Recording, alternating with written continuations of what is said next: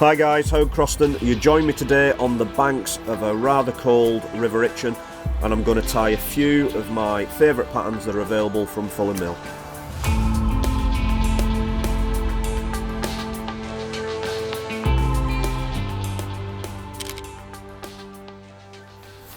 So, this fly is going to be one of the bung flies that I do for use with the drop back bung.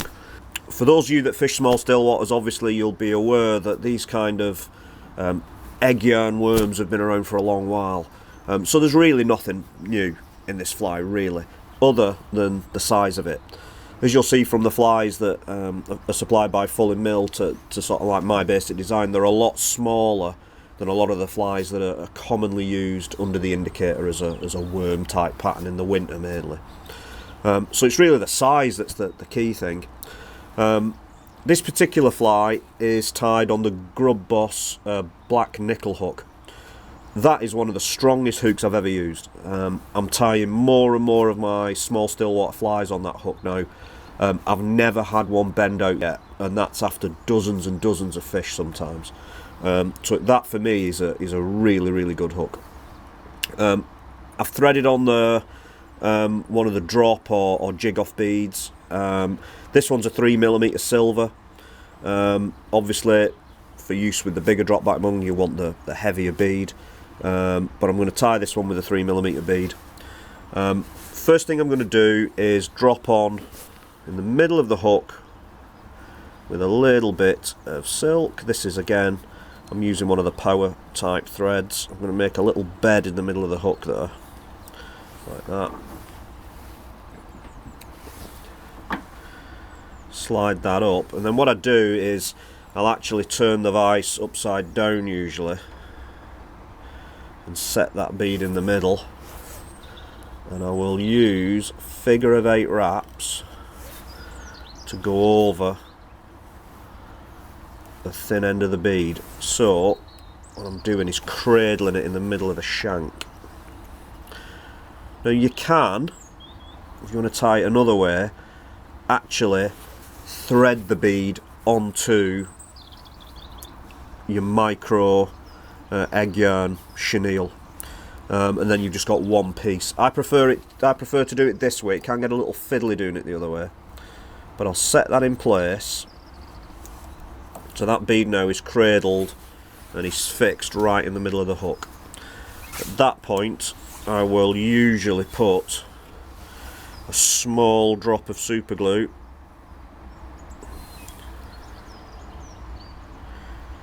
on those threads just to help sit it in place. Then I'll right side the hook, and then the material is actually this stuff. It's the UV egg yarn in the mini size. Again, the really good thing about this is the number of colours and the fact that you can get it in a lot of different sizes. And the mini one for me has been the best size. One of my favourite colours is I think it's the fluorescent cucumber it's called, which is this one. So all I'm going to do is remove a little bit of material from the core, expose the threads, and then I'm going to catch that in right up against the bead. Put a lot of pressure on with that, tight turns there.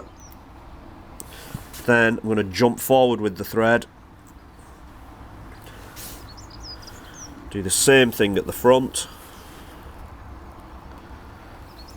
Catch that in on top. Lots of turns of thread. Nice and tight.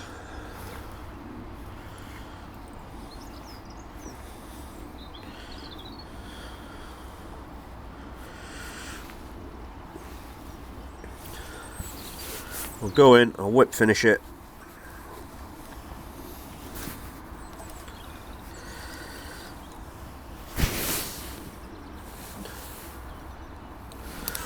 Cut the threads off, bring them both together, size them however you want it. I like mine quite small.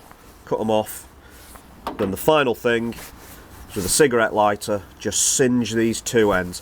I can't actually do it, I've left the cigarette lighter at home that I used for fly tying.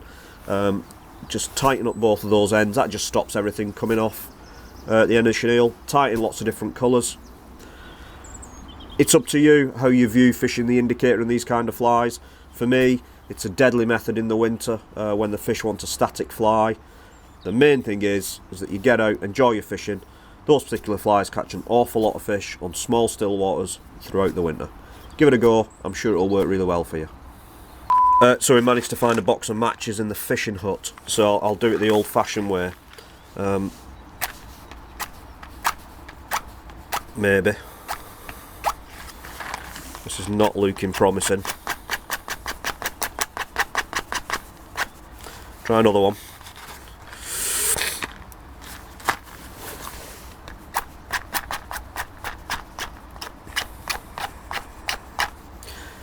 You get the idea. You need to singe the ends with something. We can't make fire today because we're currently next to the river freezing to death. But just by a cigarette lighter, it's a lot easier than using a wet box of matches.